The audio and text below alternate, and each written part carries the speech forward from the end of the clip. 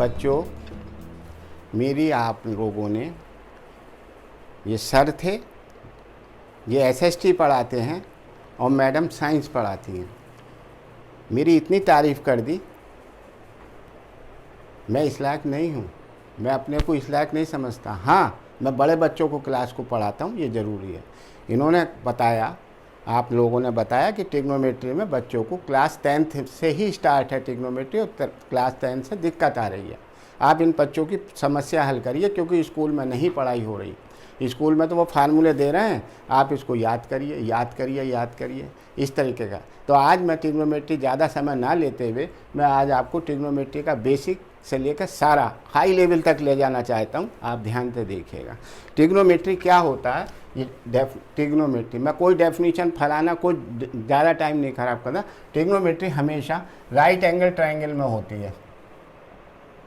Right angle triangle में अगर कोई ट्रायंगल ABC है, राइट एंगल एट B है, हमेशा मैं ये हमेशा राइट एंगल रखूँगा, इस एंगल को घुमाता रहूँगा। ये कभी 30 हो जाएगा, कभी 60 हो जाएगा, कभी 90 हो जाएगा, कभी 45। मैं इसे थीटा मान लेता हूँ। सपोज़ करो एंगल थीटा की वैल्यू कुछ भी है, 0 भी होगी, 90 भी होगी, 30 भी होगी, 60 भी होगी, 40 भी होगी। तो ये थीटा, ये जो है हमारा राइट एंगल ट्रायंगल में होता है। ठीक है, समझ गए आप। अब आपको पहले तो ये दिखाना है कि इसमें है क्या चीज़ ट्रिग्नोमेट्री। ट्रिग्नोमेट्री में एक साइन थीटा होता है, कॉस थीटा होता है, बच्चे कहते हैं टेन थीटा होता है। हमारी समझ में कुछ नहीं आ रहा। सब बच्चों सब समझ में आएगा। आपको थोड़ा सा मैं लॉजिक भी बताऊंगा, हंसी की बात भी बताऊंगा, आप ध्यान से सुनते रहिए। देखिए, इसको करने का तरीका बहुत आसान है, कोई ऐसी बिल्कुल बात नहीं। सबसे पहले ये याद रखिए कि एक होता है साइन थीटा, लिखा जाता है SIN, लेकिन है साइन थीटा। दूसरा होता है कॉस थीटा। तीसरा होता है टेन थीटा। अभी आप 3 को देखिए, साइन थीटा। इनका रिवर्स होता है कोसेक थीटा। मैं बताऊंगा, पहले आप इन 3 का परिणाम देखिए। है क्या चीज़, ये है क्या चीज़, ये है क्या चीज़। अब आप कहेंगे साहब हमें स्कूल में बताया नहीं, हमें तो याद करने को दे दिया कि ये ठीक है, याद करने को दे दिया, ठीक है, आप याद करें, अच्छी तरह करें, सब समझें। देखिए है क्या चीज़। मैं एक आपको बता रहा हूँ, सत्य घटना बता रहा हूँ।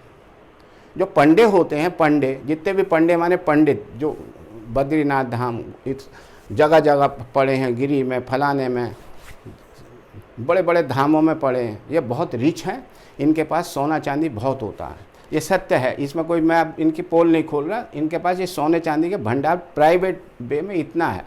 तो एक बद्री प्रसाद पंडित थे, पंडित बद्री प्रसाद, पंडित बद्री प्रसाद, पंडित बद्री प्रसाद।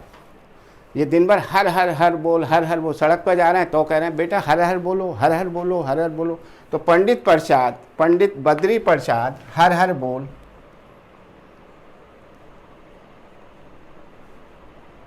कहते थे हर हर बोल। क्या कहते थे ये पंडित बद्री प्रसाद? पंडित बद्री प्रसाद कहते थे कि हर हर बोल। सड़क चलते हुए आपको बहुत सौ की आदत होती है, हर हर बोल, हर हर बोल, हर हर बोल। और सोना चांदी तोल, और सोना चांदी तोल, सोना चांदी तोल, ये कहते थे, सोना चांदी। अब साले घर पे तो तोलता है तू, सड़क वालों हर आदमी से कह रहा सोना चांदी तोल, सोना चांदी तोल। बद्री प्रसाद पंडित हर हर बोल। इसका मतलब क्या है, ये तो आपको समझाने के लिए था। इसका मतलब क्या है, पी से पी ले लीजिए, पी बटे H is equal to B बटे H, पहला नंबर B है, P बटे B, ये ले लीजिए आप, ले लिया आपने। और सोना चांदी तोल, sign theta, cos theta, tan theta. यानी ये क्या चीज़ है, साइन थीटा। ये क्या चीज़ है, कॉस थीटा। और ये क्या चीज़ है, टेन थीटा। अब मैं आपसे पूछूं कि राइट एंगल ट्रायंगल में हमेशा याद रखिए, जो एंगल होता है इसके सामने की साइड परपेंडिकुलर होती है, इसके सामने की साइड परपेंडिकुलर होती है। ये बेस होता है, ये बेस है ये, और ये हाइपोटेन्यूज है, ये सब जानते हैं। ये नहीं पता होगा आपको कि ये बेस होता है, ये परपेंडिकुलर। परपेंडिकुलर कौन सा होगा? थीटा, एंगल के साथ, याद रखिएगा अभी क्वेश्चन आएंगे। थीटा एंगल के सामने परपेंडिकुलर होगा जो। अब इन्होंने पृथ्वी प्रसाद ने ये फार्मूला निकाल दिया बच्चों को शुरू में याद कराने के लिए। ठीक है भाई, तो साइन थीटा क्या बता रहा है? Perpendicular upon hypotenuse, perpendicular upon hypotenuse लिख दो भाई। कॉस थीटा क्या बता रहा है? कॉस थीटा बता रहा है base upon hypotenuse, base upon hypotenuse. और टेन थीटा क्या बता रहा है? Perpendicular upon base. बताइए, याद हो गया? क्या है साइन थीटा? हम पूछेंगे आपसे साइन थीटा क्या है? Perpendicular upon hypotenuse. Cos theta क्या है? Base upon hypotenuse. और टेन थीटा क्या है? Perpendicular upon base. ये आपको याद कर लीजिए, इसमें तो कोई ऐसी बात नहीं है। इसी का रिवर्स होता है, इसी का रिवर्स साइन थीटा का रिवर्स क्या होता है? साइन थीटा का रिवर्स होता है कोसेक थीटा। तो ये क्या हो जाएगा? Reverse h upon P. h upon P का मतलब hypotenuse upon perpendicular. Sine theta क्या था? Perpendicular hypotenuse. कोसेक थीटा इसका रिवर्स होता है तो h अपॉन पी हो जाएगा। सेक थीटा, कॉस का उल्टा सेक होता है। सेक थीटा क्या हो जाएगा? h upon b. h upon b भाई, कॉस थीटा क्या था? b upon h, base upon hypotenuse. Sec हो जाएगा रिवर्स तो h अपॉन बी हो जाएगा। अब कॉट देखिए, इसका उल्टा देखिए, कॉट थीटा हो जाएगा इसका उल्टा, तो बेस अपॉन पी। भाई टेन क्या था? Perpendicular upon base. कॉट क्या हो जाएगा? Base upon perpendicular. तो ये आपको लॉजिक है बेसिक। साइन थीटा क्या होता है, कॉस थीटा क्या होता है, टेन थीटा क्या होता है, ये। अब इसमें भी sine theta, cos theta, tan theta, cosec theta, sec theta, ये मैंने आपको बता दिया कि क्या होता है। ये आपको इनिशियल है, ये आपको याद करना पड़ेगा। आपको स्कूल कहते हैं लेकिन आप समझ गए। अगर आप समझ गए, देखिए हर सब्जेक्ट को, ट्रिग्नोमेट्री को आपको समझना है, दिमाग में रखना है क्या चीज़। तो बताइए साइन थीटा क्या होगा?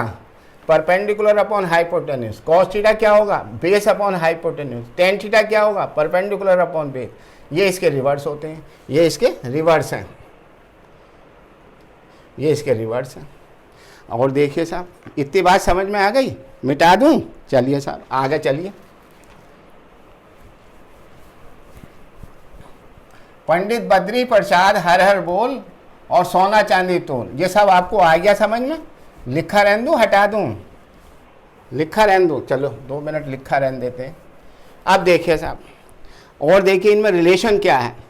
इसमें रिलेशन ये भी याद करने की ज़रूरत नहीं। रिलेशन देखिए आपको, एक परिवार में, एक में 3 बच्चे हैं। एक बच्चा तो है साइन थीटा,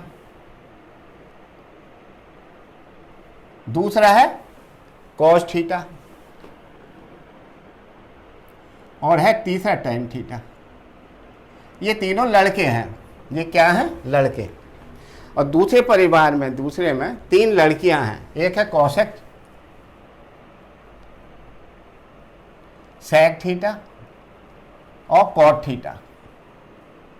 ये 3 लड़कियां हैं।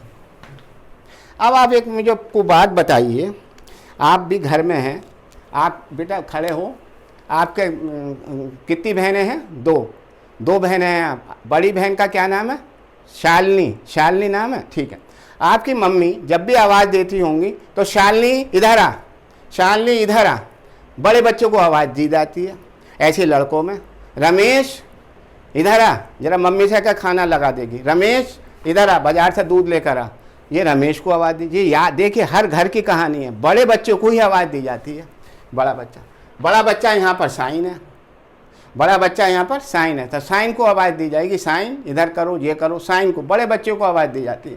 इधर बड़ी लड़की को आवाज़ दी जाती है। बड़ी लड़की कौन है? कौशक की स्पेलिंग भी ज़्यादा है, बड़ी लड़की है। तो इन्होंने क्या करा, शादी तय हो गई तो इन्होंने शादी जो है साइन की कौशक से शादी कर दी, साइन थीटा की कौशक से थीटा की शादी हो गई। जब इनकी शादी हो गई तो ये गुणा हो गया, ये पेयर बन गया 1। साइन थीटा कौशक थीटा की शादी हो गई, 1 आ गया। अब दूसरा लड़का जो इधर का था वो जरा शैतान था, बोला साहब मैं तो टीटी बनना चाहता हूँ, मैं तो टीटी बनूंगा रेलवे में, मुझे तो टी वाली लड़की चाहिए।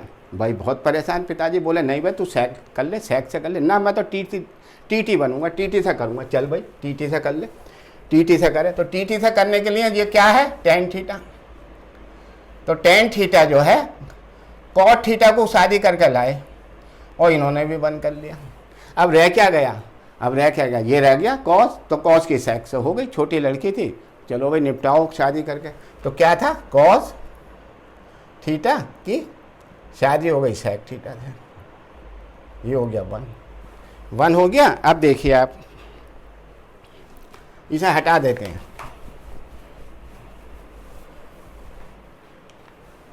जब शादी हो गई, इसका सेक साइन की कोसेक से हो गई, इसका क्या मतलब है, अब एल्जेब्रिक इक्वेशन बन गई। यहां से साइन थीटा की वैल्यू निकालो, बोलो साइन थीटा क्या आएगा, 1 कोसेक थीटा। कोई याद करने की जरूरत नहीं है, साइन थीटा कोसेक थीटा। अगर सवाल में कहीं साइन थीटा गुणा कोसेक थीटा पाँच लिखे हुए, फौरन उसको 1 के बराबर लिख दीजिए और लिख दीजिए we know that sine theta into cosec theta बराबर 1।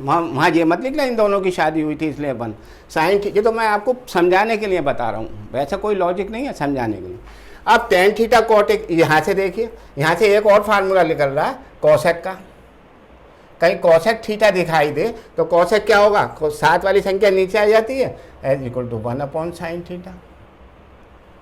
ये फार्मूला आ गया। अगर कोई आपसे पूछा cosec theta 1 sine theta, sine theta 1 cosec theta, sine theta और cosec theta is equal to 1, ये आपका लॉजिक हो गया। अब देखिए टेन का, इसी प्रकार टेन का देखिए, टेन थीटा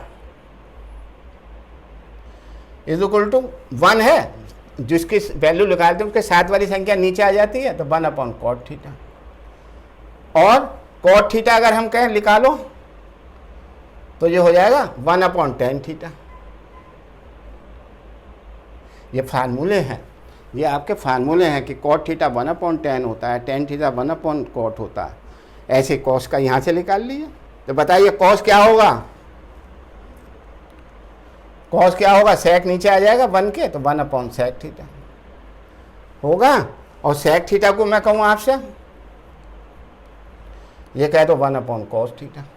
ये सब फार्मूले हैं जो आपको याद करने में, समझने में याद हो गए। और जितनी प्रैक्टिस सवालों को करोगे खुद हो जाएंगे। जब सवाल हम करेंगे तो अगर मान लीजिए किसी सवाल में टेन थीटा गुणा कॉट थीटा लिखा हुआ है, आप फौरन 1 के बराबर लिख दीजिए, 1 के बराबर होता है साहब। अगर कहीं कोसेक थीटा, सेक थीटा और कॉस थीटा आता है तो आप 1 के बराबर लिख दीजिए। कोसेक थीटा और साइन थीटा आता है, 1 के बराबर लिख दीजिए। या अगर पूछते हैं आपसे साइन थीटा किसके बराबर होता है, तो 1 कोसेक के बराबर होता है। कोसेक थीटा किसके बराबर होता है, 1 साइन के बराबर होता है। टेन थीटा किसके बराबर होता है, 1 कॉट के बराबर होता है। इस तरीके से ये सारा लॉजिक हो गया। ये बहुत आसान तरकीब है। और देखिए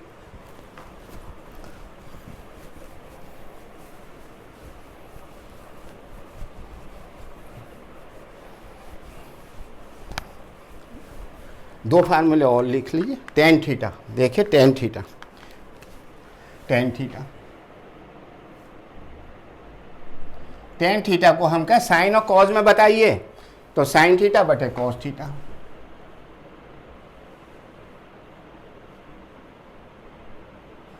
और कॉट थीटा को बताइए,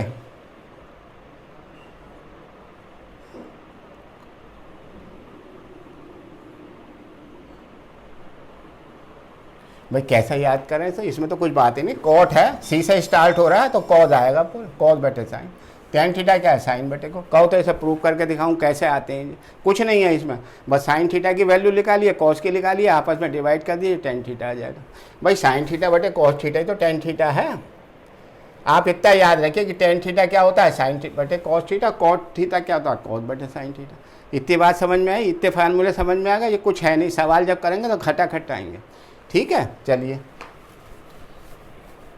अब 3 आइडेंटिटी होती हैं, 3 ये तो शादी हो गई इनकी, इसे हटाओ। अब आइडेंटिटी देखिए 3 आर की। मैं आगे थोड़ा थोड़ा बढ़ रहा हूँ, फिर सवाल भी कराऊंगा। अभी सब सवाल समझाऊंगा। देखिए एक होता है स्क्वायर में sine square theta plus cos square theta. अगर कहीं लिखा है तो 1, के बराबर रख दीजिए, अगर कहीं लिखा है तो उसे 1 के बराबर रख दीजिए साइन स्क्वायर। लेकिन एक बात याद रखिए, थीटा की वैल्यू यहाँ दोनों सेम होगी। अगर साइन स्क्वायर 40 तो कॉज स्क्वायर भी 40 होना चाहिए, तब 1 होगा। ये नहीं भाई साइन स्क्वायर 40 40 कॉज स्क्वायर 60 1 हो गया, स्क्वायर आ गया। स्क्वायर ऐसे नहीं, साइन स्क्वायर थीटा कॉज, ये थीटा की वैल्यू जो थीटा यहाँ है वही थीटा यहाँ होना चाहिए, तब 1 होगा।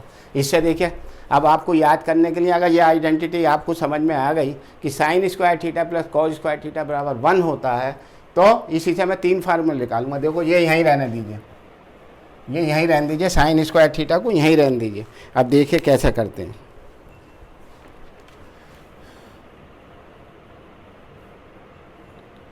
एलजेब्रा 1 है, ये उधर ले जाइए तो 1 माइनस कॉज स्क्वायर थीटा, ये फार्मूला बन गया। ये पहला फार्मूला था, ये दूसरा बन गया। दूसरा कहाँ से आया? इसी से आया। याद करने की ज़रूरत क्या है, इससे निकाल लिया। अगर मुझे ये पता है sine square theta plus cos square theta 1 होता है, मुझसे बोला साइन स्क्वायर की वैल्यू बताओ, 1 माइनस कॉज स्क्वायर थीटा। अब मैं कहूँ नहीं साहब कॉज स्क्वायर की बताओ, कॉज स्क्वायर है यहीं रहने दीजिए, इसको उधर ले जाइए। एलजेब्रा है 1 माइनस साइन स्क्वायर थीटा, ये हो गई तीसरी। ये sine square theta plus cos square theta 1 से ही हमने निकाल दी, 3 आइडेंटिटी इसी से निकाल दी। साइन स्क्वायर को यहीं रखा, कॉज स्क्वायर को उधर ले गए, बन गई। सवाल में आएगा जहाँ कहीं साइन स्क्वायर को हम कॉज स्क्वायर में बदलेंगे, देख के उसका नेचर, तो हम ये कर देंगे कॉज स्क्वायर थीटा बराबर 1 माइनस साइन स्क्वायर थीटा। सब आप आ रहे हैं, समझ में आ रहा है? चलिए अब देखिए तीसरी आइडेंटिटी, दूसरी, पहले दूसरी देखिए फिर तीसरी।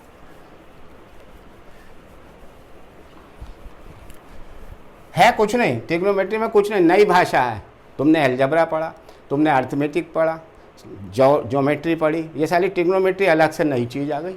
तो है कुछ नहीं, आप समझिए। अगर ऐसे स्कूल में पढ़ाएं तो बच्चों की समझ में खूब अच्छी तरह आएगा। फिर भी देखिए दूसरी आइडेंटिटी देखिए, दूसरी, वो पहली थी, अब मैं दूसरी लिख रहा हूँ। 1 plus tan square theta is equal to sec square theta. ये दूसरी identity, 1 plus tan square theta बराबर sec square theta, 1 plus tan square theta बराबर tan सेक स्क्वायर थीटा।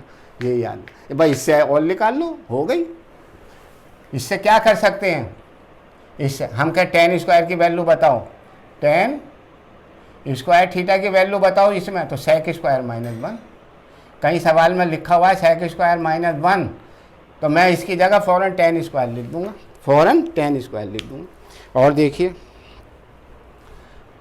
एक होगी, अगर ये 1 को यहीं लिखा रहने तो ये उधर ले जाऊं, तो sec square theta minus tan square theta, ये है इज इक्वल टू 1। ये मैंने 1 को यहीं लिखा रहने, ये आइडेंटिटी हो गई। 3 आइडेंटिटी इसकी भी हो गई। 1 प्लस tan स्क्वायर बराबर सेक स्क्वायर, सेक tan की वैल्यू निकालनी है तो सेक स्क्वायर माइनस 1, और tan को उधर ले जाओ तो sec square minus tan square बराबर 1। ये 3 आइडेंटिटी हो गई। समझ में आया? एक से ही 3, लेकिन आपको 1 प्लस tan स्क्वायर जरा ध्यान कर लीजिए, आपके समझ में आ जाएगा। तीसरी देखिए,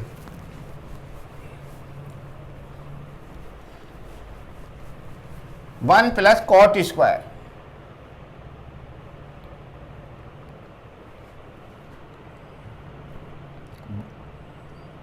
cosec square theta, 1 plus cot square, कॉस बहुत उपयोग होगा इनका सवालों में।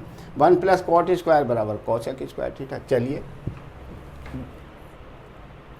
अब मैं कॉट स्क्वायर की वैल्यू निकालूं, तो कहीं पर कॉट स्क्वायर हो तो आप ऐसा कर सकते हैं, यहीं से कोसेक स्क्वायर थीटा माइनस 1 कर सकते हैं, और इसको उधर ले जाओ, 1 ऐसे लिखा रहने दो 1, तो क्या हो जाएगा cosec square theta minus cot square theta.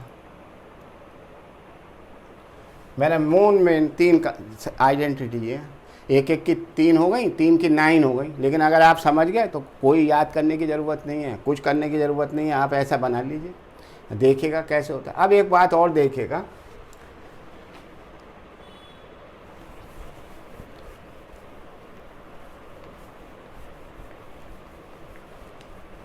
जैसे जैसे सवाल आएंगे हम सवाल भी करेंगे, सवाल भी आपको सिखाएंगे। एक पहले मेरी मोटी बुद्धि सीखिए। एक राइट एंगल ट्रायंगल बना रहा हूँ, ए बी और सी, ये राइट एंगल है।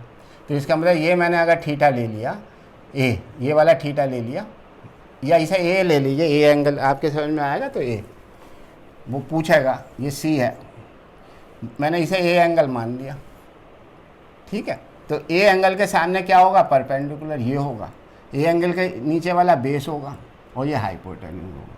हमने बद्री प्रसाद हाइपरबोला वाली कहानी आपको बताई थी। मैं आपसे पूछूं कि साइन ए की वैल्यू क्या है, आपसे पूछूं साइन ए, तो आपने तो याद कर लिया था बद्री प्रसाद वाला, साइन ए की वैल्यू क्या है, कॉज ए की वैल्यू क्या है और टेन ए की वैल्यू क्या है, ठीक है। नहीं समझ लो, फिर ले लो। बद्री पंडित, बद्री प्रसाद हर बोल और सोना चांदी तोल, ये साइन हो गया, ये कॉज हो गया, साइन कॉज और थीटा, और ये टेन हो गया, सोना चांदी और परपेंड साइन थीटा परपेंड। तो देखिए साइन थीटा क्या है, ए की वैल्यू है, तो परपेंडिकुलर यही तो है, तो हम लिख देंगे परपेंड। अब देखिए चेंज होंगे, परपेंडिकुलर अपॉन हाइपोटेन्यूज, कॉस क्या है, बेस अपॉन हाइपोटेन्यूज, और टेन क्या है, परपेंडिकुलर अपॉन बेस। मतलब कहने का इसमें यह है कि यहाँ पर ये वाली साइड लिखूंगा, ये वाली, अगर मान लीजिए सपोज करो मैं इसकी साइड को 3 मानता हूँ, इसको 4 मानता हूँ, तो ये 5 आ जाएगी, तो मैं साइन थीटा क्या लिखूंगा, 3/5 लिखूंगा, ये चीज देखिए। कॉस थीटा क्या लिखूंगा, 4/5, और टेन थीटा क्या लिखूंगा, 3/4। ये सवाल सिखाने हैं आपको, समझ में आई। अब देखिए इसी में देखिए, हमसे तो कहा उन्होंने साइन ए निकालिए ना, मैं तो कह रहा हूँ नहीं साहब, साइन सी बताइए, कॉस सी बताइए, टेन सी बताइए। ये क्या बवाल आ गया भैया, ये तो हमने सीखा, लेकिन हमने ये भी तो सीखा जो एंगल पूछा उसके सामने परपेंडिकुलर। अब देखिए दूसरा चित्र इसका यहाँ बना लेते हैं, बिल्कुल ऐसे ही है, ये ए है, होने दीजिए ए, ये सी है, ये सी थी, ये ए थी और ये बी थी, ऐसे तो था। चलिए अब सी, अब वो कह रहा है साइन सी, तो साइन सी ये है, सी एंगल ये है, और मुझे साइन सी पूछ रहा है, तो मैं यो बच्चा ये कर जाएगा 10/10, तो वो गलत हो जाएगा। साइन सी के सामने क्या होता है, एंगल के सामने क्या होता है, ये सी एंगल के सामने क्या होता है, परपेंडिकुलर, तो ये बेस हो गया और ये हाइपोटेन्यूज हो गया। समझिए सब, एंगल के सामने परपेंडिकुलर होगा, एंगल के सामने। अब मेरा साइन बताइए, साइन थीटा क्या होता है, परपेंडिकुलर अपॉन हाइपोटेन्यूज। परपेंडिकुलर ये है, ये, तो मैं इसमें नाम, इसमें भी साइड दे देता हूँ, b = 3, p = 4 और ये = 5 मैंने दे दिए। तो अब बताइए क्या होगा, इसमें क्या होगा, c है, c के सामने परपेंडिकुलर ये होगा बटे हाइपोटेन्यूज, तो क्या होगा 4/5, यहाँ 4/5 आया, यहाँ 3/5 आया, यहाँ 4/5 आया। कैसे चेंज हो गया, यही चीज़ है आपकी NCERT की पहली एक्सरसाइज में, पहला दूसरा तीसरा ऐसी तरीके के क्वेश्चन है और कुछ नहीं है। बेसिक समझ लीजिए आप, बेसिक। ठीक, मैं सी एंगल निकाल रहा हूँ, तो सी के सामने परपेंडिकुलर ये होगा जो 4 दिया हुआ। अब देखिए कॉस होगा बेस, तो बेस ये है, base upon hypotenuse, base upon hypotenuse 3/5, और टेन होगा परपेंडिकुलर अपॉन ये, तो परपेंडिकुलर 4 है, तो ये होगा 4/3। लॉजिक समझ में आया, नहीं समझ में आया। फिर देखिए जो एंगल लेते हैं, जो एंगल साइन ए कह रहा, तो ये एंगल ये हुआ, तो इसके सामने का परपेंडिकुलर होगा, ये बेस होगा, ये हाइपोटेन्यूज होगा। दूसरी साइड सबसे बड़ी लेंथ जो वो हाइपोटेन्यूज होती है। उनने पूछा साइन की वैल्यू बताओ, साइन परपेंडिकुलर अपॉन हाइपोटेन्यूज होता है, साइन परपेंडिकुलर अपॉन हाइपोटेन्यूज होता है, तो मैं लिख दिया परपेंडिकुलर, ये मैंने बता दिया 3/5। अब उन्होंने कहा नहीं, हमको सी बताइए, कॉस सी, साइन सी, कॉस सी, टेन सी। तो सी के सामने परपेंडिकुलर पे आ जाओ, ये वाला परपेंडिकुलर होगा, ये वाली जो बेस हो जाएगी, ये हाइपोटेन्यूज तो रहेगा ही रहेगा। अब परपेंडिकुलर ये हो गया, परपेंडिकुलर हाइपोटेन्यूज, तो 4/5 हुआ ये वाला आंसर। कॉस पूछेगा तो बेस अपॉन 3/5 ये वाला। टेन पूछेगा तो परपेंडिकुलर अपॉन बेस, परपेंडिकुलर ये नहीं है, परपेंडिकुलर अपॉन बेस 4/3। क्यों हुआ भाई ये, क्योंकि ये एंगल पूछा है, इसके सामने का ये एंगल है। आई समझ में बात। चलिए ये सवाल है आपके उसमें, ये अंतर देखिए, और सवाल ऐसे ही करेंगे, पहला दूसरा अगर आपके समझ में आ गया तो आप सब कुछ कर सकते हैं। ये आ गई आपकी बात। और देखिए इससे बेसिक में और देखिए, थोड़ा सा और देखिए। अब आपने ये तो सीख लिया कि साहब साइन थीटा क्या होता है, कॉस थीटा क्या होता है। पंडित बद्री प्रसाद हर हर बोल, सोना चांदी तोल, सोना चांदी तोल। सोना से बता साइन थीटा, कॉस थीटा, टाइन थीटा, ये आपने सीख लिया।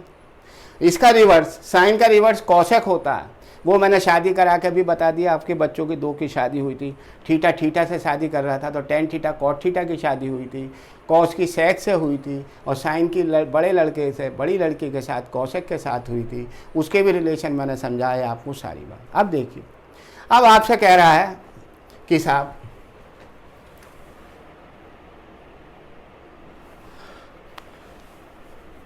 कोई सा भी एंगल ले लीजिए, मैं तो 0 डिग्री, 30 डिग्री, 60 डिग्री, 60 से पहले 40 ले लो, चलो 60 लिख लो, 60 डिग्री, 45 डिग्री और 90 डिग्री कि हमें रेशो बताइए, रेशो की वैल्यू। अभी सवाल भी करेंगे, रेशो की वैल्यू निकालना सीख लीजिए, बहुत है, ये तुम्हें मिलेगा नहीं कहीं भी। इसकी रेशो की वैल्यू दिखाइए, रेशो की वैल्यू निकालना सिखाइए। ठीक है भाई, रेशो की वैल्यू मतलब क्या है? मतलब इसका ये है कि सर पहले कोई सा ले लो, एक ले लो, चलो 30 ले लो। वो कह रहा है कि मुझे साइन 30 की वैल्यू बताओ, कॉस 30 की वैल्यू बताओ, मुझे टेन 30 की वैल्यू बताओ, कोई सा भी एंगल ले लो। मुझे क्या साइन 90 की वैल्यू बताओ, कॉस 90 की वैल्यू बताओ। सवाल है उसमें भरनी है हमको, हमें याद नहीं। मैं था सामने कहा याद करिए, याद करिए, याद करिए, याद करिए, याद करते रहो। अगर याद कर गया, खिचड़ी बन गई तो हो गया काम। तो देखिए, आपको ये तो पता है कि राइट एंगल ट्राइंगल होता है, ठीक है।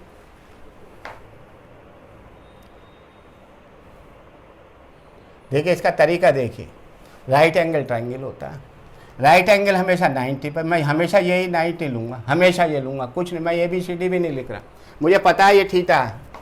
मैं अब 30 डिग्री ले रहा हूँ, मैं ये 30, तो 30 के सामने परपेंडिकुलर होगा, ये तो आपको बताने की ज़रूरत नहीं है, ये परपेंडिकुलर होगा, ये बेस होगा और ये हाइपोटेन्यूज होगा।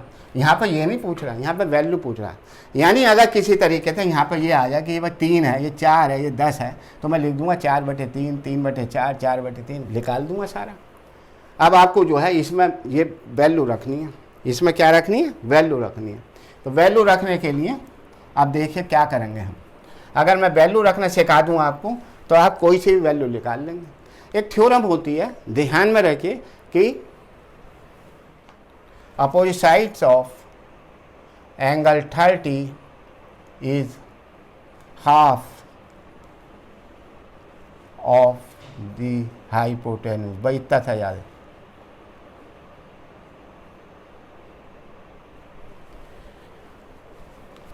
अपोजिट साइड्स ऑफ एंगल 30, केवल 30 के लिए है। Opposite sides of angle 30 is half of the hypotenuse, ये कहा उन्होंने, इसे रख लीजिए।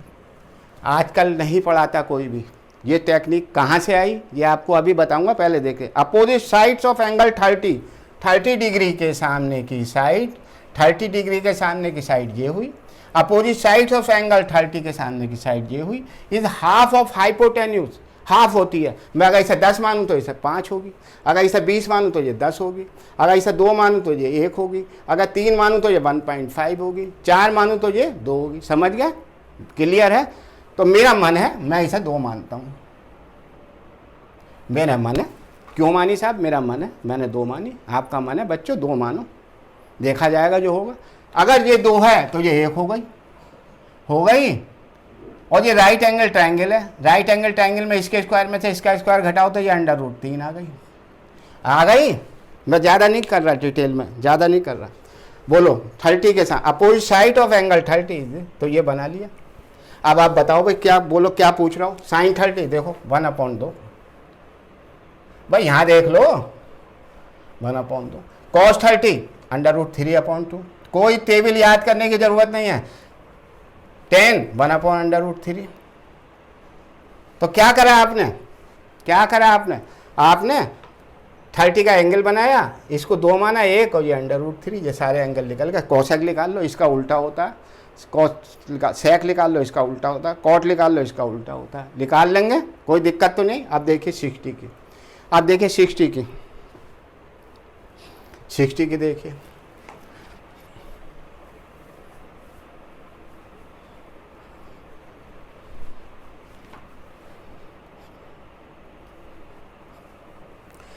सिक्सटी की देखिए,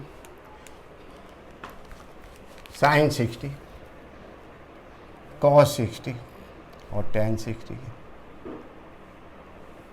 भाई 60 का एंगल यही तो है भाई। मेरा जो एंगल है 90, ये तो फिक्स है, चाहे मैं 0 का बनाऊं, चाहे 90 का बनाऊं, चाहे 60 का बनाऊं, ये तो 90 रहेगा ही रहेगा, ये नहीं अलग होने का। 60 ये हो गया, इसे मैंने बढ़ा दिया, ये 60 हो गया अप्रॉक्सीमेटली। ये आपको नाप तोल करके नहीं दिखाना, ये मान लीजिए 60 है। अब राइट एंगल ट्राइंगल, कोई भी ट्राइंगल की एंगल सम प्रॉपर्टी के हिसाब से ये एंगल 30 आ गया, आ गया। अब 30 के सामने की साइड, तो ये मैं इसे 2 मानी, तो अब 30 के सामने की साइड 1 हो जाएगी, हाफ हो जाएगी। Opposite side of angle 30 is half of the hypotenuse, तो ये √3 आ जाएगा,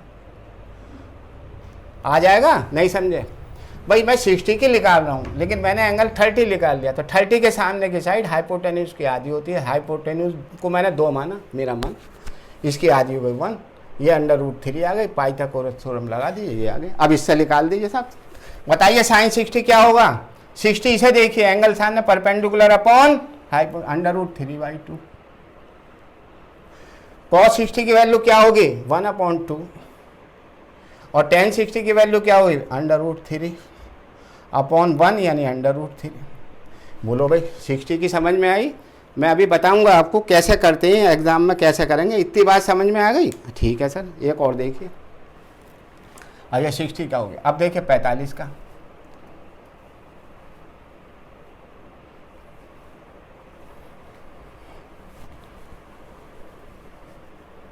अब 45 का देखिए, देखना, फिर मैं आपको समझाऊंगा क्या करना है। 45 डिग्री,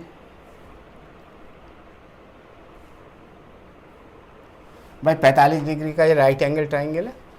अगर ये एंगल 45 है, 45 है, तो एंगल सम प्रॉपर्टी लगाओ तो ये भी तो 45 आएगा, एंगल सम प्रॉपर्टी। तो ये आइसोसेलेस ट्राइंगल हो गया, ये दोनों साइड बराबर हो गई, तो मैंने इसे 1 माना, इसे भी 1 माना, और ये √2 आ गई। बताइए, मैंने माना 1 माना, मेरा मन है 1 माना, 1 माना, √2 हो गई। चलिए था, तो साइन 45 की वैल्यू क्या होगी, देख लो, कहाँ गया, मिट गया वो। ये है लिखा हुआ, साइन पर परपेंडिकुलर हाइपोटेन्यूज 1/√2। कॉस 45 की क्या होगी, 1/√2, और टेन 45 की क्या होगी, 1/1 यानी 1। बताइए क्या दिक्कत आ रही है भाई। भाई 45 में ये एंगल लूँगा मैं उसे नहीं ले रहा, इसे ले रहा हूँ, बेस एंगल को ले रहा हूँ हर सवाल में, और ये 90 फिक्स है। जब 45 है तो ये 1 आइसोलेस ट्राइंगल हो गया, ये साइड 1 हो गई, ये साइड 1 हो गई, ये √2 आ गया पाइथागोरस से। मैं निकाल कर नहीं दिखा रहा, ये हो गया, समझे। अब देखिए क्या खेल हुआ, फिर मैं आपको आगे चलाता हूँ।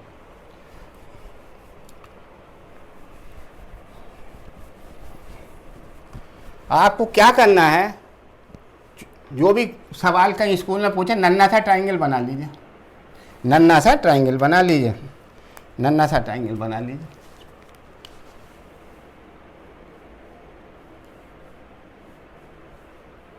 भाई याद तो नहीं करना, ट्राइंगल ही तो बनाना। ये 30 लिख लीजिए, लिख लिया। 30 के सामने की साइड हाइपोटेन्यूज की आधी होती है, मैंने इसे 2 माना, तो ये 1 हो गई, ये √3 हो गई। इसमें क्या दिक्कत है भाई, ये 60 है, ये 30 आ गया। और 30 के सामने की साइड, 30 के सामने की साइड ये 30 आ गया पाइथागोरस से। ये तो 90 फिक्स है, ये तो 90 है मेरा बना हुआ, तो ये 30 आ गया आपका। 30 ये 2 माना, तो 30 के सामने ये 1 हो गई, और ये √3 हो गई। 45 पे आइए, 45 में ये भी 45 है, तो ये आइसोसेलेस ट्राइंगल हो गया। मैंने इसे 1 आइसोसेलेस ट्राइंगल में opposite sides of equal angles are equal, तो ये 1 हो गई, तो ये √2 आ गया। अभी मैंने 3 सिखाए, आप देखिए। अब आप बताइए, इसमें आपको तो हर बोल बोला है, कोई दिक्कत नहीं। बोलिए साइन थीटा 1/2, थीटा नहीं साइन 30, साइन 30 1/2, कॉस 60 1/2, tan 45 1।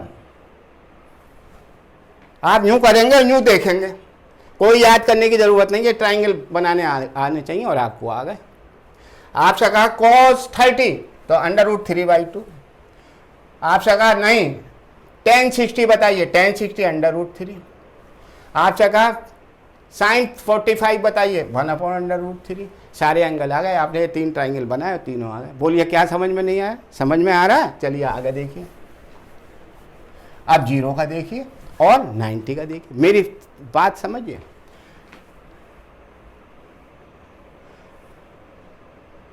ये 90 ही रहेगा, ये एंगल को मैं 0 करूंगा, 0, ये 0 डिग्री करूंगा,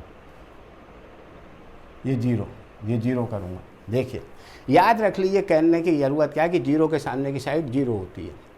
0 के सामने, अब कहो कैसे होती है साहब 0 के सामने की साइड 0? हमारी समझ में तो नहीं आया साहब, 0 के सामने की साइड 0 होती है। तो देखो देखो देखो,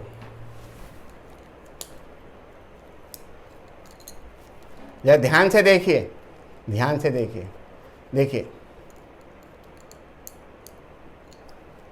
ये एंगल है कुछ 60 है, ये एंगल है और बड़ा हो गया, ये छोटा हो गया, छोटा, बस यही तो 0 होगा, ये 0 होगा। तो ये साइड देखिए, ये वाली साइड, ये साइड मैं कम, देखो कम कर रहा हूँ तो ये कम हो गई, देखिए इतनी हो गई।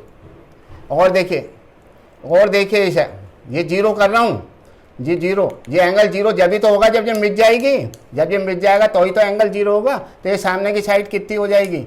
ये सामने की साइड तो रही ही नहीं, खत्म हो गई, यहाँ तो डिस्टेंस रहा ही नहीं, खत्म हो गया। तो वैसे भी अगर ये नहीं समझ में आता तो आप ऐसे याद कर लीजिए, क्या कि 0 डिग्री के सामने की साइड 0 होती है। भाई 0 डिग्री के सामने की साइड 0 होती है, तो ये तो 0 0। अब 0 डिग्री के सामने की साइड 0, ये 1 1। जब ये दोनों बराबर आ गई, इक्वल हो गई, तो 1 1। अब निकाल लीजिए इसमें, क्या निकालना है भाई, बताओ क्या निकालना है भाई? साइन 0 निकाल दो, साइन 0, भाई कॉस 0 निकालो, भाई tan 0 निकालो। लो भाई, ये तो हमने सीख लिया। हमने क्या सीख लिया? हमने ये सीख लिया कि साइन 0, साइन एंगल की वैल्यू क्या होती है भाई, ये तो पता है। साइन की वैल्यू जो होती है, हर हर महादेव में देख लो, परपेंड, तो 0/1, 0/1 होती है, 0/1। यानी 0/1 जब किसी डिनोमिनेटर में कोई संख्या है, न्यूमरेटर में 0, तो क्या वैल्यू आती है? 0। तो साइन 0 की वैल्यू क्या आई? साइन 0 की वैल्यू क्या आई? कॉस 0 की वैल्यू क्या आई? कॉस 0 क्या होगा? 1/1, क्या हो गया? 1 हो गया।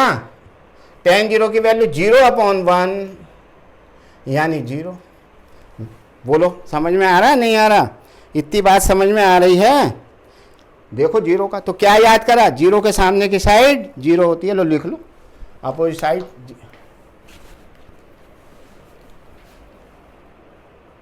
Opposite side of angle 0 is 0। Length में 0 होती है, लेंथ 0 होती है, लेंथ 0 होती है। मैंने 0 कर दिया, मैंने इसकी साइड 0 कर दी, ये इसको ऊपर आ गई, ये 1 1 हो गई साइन। भाई आप कहोगे नहीं सर हम कॉट दिखाइए, कॉट। लो भाई, कॉट 0, कॉट 0 क्या होता है? बेस अपॉन, तो 1/0, 1/0 माने इनफाइनाइट, नॉट डिफाइन। भाई नॉट डिफाइन क्या चीज हो गई? Not define, infinite, not define. ये रियल नंबर है, ये रियल नंबर है रियल नंबर है। ये रियल नंबर नहीं है। रियल नंबर नहीं जानते आप क्या होता है? रियल नंबर में नेचुरल नंबर आते हैं 1 2 3, होल नंबर में 0 से आता है, रेशनल नंबर में p/q की शेप में आते हैं, इंटीजर -1 +1 -1 +1 की शेप में होते हैं, इरेशनल नंबर √3 √5 की शेप में होते हैं। साला ऐसा नंबर तो तुमने कहीं देखा ही नहीं रियल नंबर के अंदर। It is not defined, it is not real number, real number नहीं है। खैर उसको छोड़िए, आपके किताब में ये लिखा हुआ है सारा। तो आपके समझ में आया? Sine 0, cos 0, tan 0, sec 0। लो भाई sec 0 लो, sec 0, सेक जीरो निकाल लो, सेक जीरो आ गई। सेक जीरो क्या होगा, क्या होता है सेक जीरो, कॉस ये होता है, तो सेक जीरो क्या होगा, दिस अपॉन दिस, यानी 1/1 यानी 1।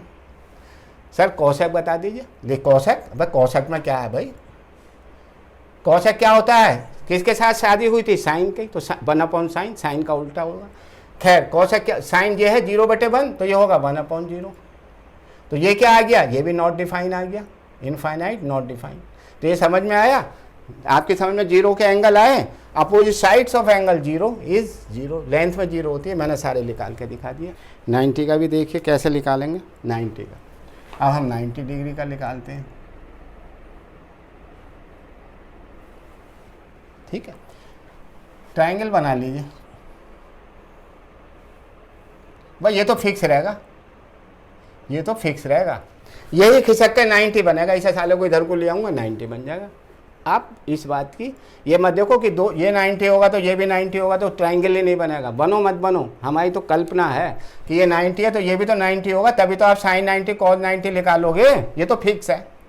अब ये 90 हो गया तो ये साइड क्या होगा, ये एंगल क्या हो गया, जीरो, जीरो के सामने साइड क्या होती है, जीरो, ये 1 और 1, पेंसिल से रख कर देख लीजिए, साइड जब जीरो करेंगे, इसे 90 करूँगा बढ़ाऊँगा तो ये बराबर आ जाएगा, तो जीरो, बस ये याद रखिए, opposite sides of angle zero he zero. बोलो भाई 90 तो यहीं पूरा हो गया, तो अगला एंगल तो जीरो रह गया, बस ये मेरा ट्रायंगल बन गया, खत्म हो गई बात। तो मैंने जब जीरो के सामने की जीरो, तो मैंने ये 1 हो गई। अब बताओ, साइन 90 कॉस 90 tan 90, ये निकालना सीख गए, बहुत बड़ी बात है। tan 90, बोलो साइन 90, साइन 90 क्या होगा भाई, देखो परपेंडिकुलर अपॉन हाइपोटेन्यूज, 1/1 माने 1 नहीं हो गया, कॉस 0/1 नहीं हो गया, tan 1/0 यानी not defined, infinite, not defined, कैसे लिखेंगे इसे, not defined, not real number है, जब रियल नंबर नहीं है तो ये तो आ गई आपकी, ऐसे उल्टे करके कर लीजिए। अब आप देखिए, आपने सारा सीख लिया, इसका लॉजिक क्या है, इसका सिखाने का मतलब क्या था। अभी हमने सवाल नहीं करे, एक भी सवाल भी करेंगे, लेकिन ये बात आपकी बेसिक है, अगर आपने ये सीख ली तो बहुत कुछ सीख लिया। अब आप देखिए, मैं आपको नए पेन से दिखा रहा हूँ करके, हरे पेन से, चलो नहीं है यहाँ से देखिए, जब कोई ट्रिग्नोमेट्री या पेपर या कुछ हो या बहन जी पढ़ा रही है, तो आप छोटे छोटे ट्रायंगल बना लीजिए अपने कॉपी पे। ये लिखिए 30, ये लिखिए 60, ये लिखिए 45, इसमें क्या दिक्कत है भाई, और ये लिखिए 30, 60, 45 जीरो कर लीजिए, और ये किसे 90 कर लीजिए। ये मेरा हमेशा 90 होगा, ये फिक्स है, इसे कोई तोड़ नहीं सकता, मोड़ नहीं सकता, इसे फिक्स है। ट्रिग्नोमेट्री हमेशा राइट एंगल ट्रायंगल पर होगी, हर सवाल राइट एंगल भाई। देखो अब आपको इसमें अगर फिट कर दिया जाए तो सारी वैल्यू आप निकाल दोगे पंडित बद्री प्रसाद से, तो भाई इसमें फिट करना। 30 के सामने की साइड हाइपोटेन्यूज की हाफ होती है, तो हाइपोटेन्यूज को मैंने 2 माना, इसे 1 या √3 होगा। 30 यहाँ भी ये हो गया, एंगल सम प्रॉपर्टी से 90 है, 60 और ये 30 के सामने की साइड हाइपोटेन्यूज की आधी होती है, हाइपोटेन्यूज को मेरा माना मैं 2 मानूंगा, इसे 1 या √3 होगा। 45 ये भी 45 होगा, तो राइट 45 में ये साइड और ये साइड बराबर होंगे, ये भी तो 45 होगा, आइसोलेस ट्रायंगल हो गया, ये साइड 1 होगा, ये √2 होगा। जीरो के सामने की साइड जीरो होती है, लिखा जीरो के सामने की साइड जीरो, आँख बीच के रख दो, इसे 1 रख दो, निकाल दो। 90 ये भी 90 था, ये भी 90, तो ये जीरो हो गया, तो जीरो के सामने की साइड 1 बताइए इतनी देर लगेगी बनाने में, और कोई सा वैल्यू निकाल लीजिए, कोई टेबल याद करने की ज़रूरत नहीं है, कोई रटने की ज़रूरत नहीं है, इसको याद करिए और इससे सारे सवाल आपके लिख लेंगे, कोई वैल्यू नहीं रखना। अब सवाल मैं आगे कराऊंगा, पहले आप ये सीख गए कि नहीं, और मुझे आप बताएंगे कि आप बहुत अच्छा करा है, आप कमेंट करिए। मेरा सफारी मैथ टॉपिक है, सफारी मैथ चैनल है, सफारी मैथ, मैं SC गुप्ता हूँ, समझे। आपके सामने मैं ज़्यादा परिचय नहीं दे रहा, मेरे बहुत वीडियो पड़े हुए हैं, फिर भी मैं आपको बता दूँ, मैं SC गुप्ता मैथमेटिक्स में MSc हूँ और स्टैटिस्टिक्स में FC हूँ। मैं बच्चों को गणित पढ़ाता हूँ और मेरे बच्चे गणित पढ़कर 100 में 100 नंबर 95 और 100 के बीच में ही करीब करीब सब बच्चे लाते हैं। आप इसकी जांच कर लीजिए, तहकीकात कर लीजिए, और वो इसी नियम से ट्रिग्नोमेट्री के मालिक हो गए। ये ट्रिग्नोमेट्री है, इसमें कुछ नहीं है। इसके बाद सवाल आएंगे, वो भी मैं आपको कराऊंगा, पहले आप ये सीख लीजिए। और आप प्यार से अच्छी तरह समझ गए हों तो कहिए, और कोई बात दिक्कत हो तो मुझे बताइए, मैं आपको फिर किसी तरीके से दूसरे मेथड से आपको समझाने का प्रयास करूँगा। आपको स्कूल में अगर समझाया है तो बहुत अच्छा है, नहीं है तो आप ऐसा समझ लीजिए, कर लीजिए। धन्यवाद।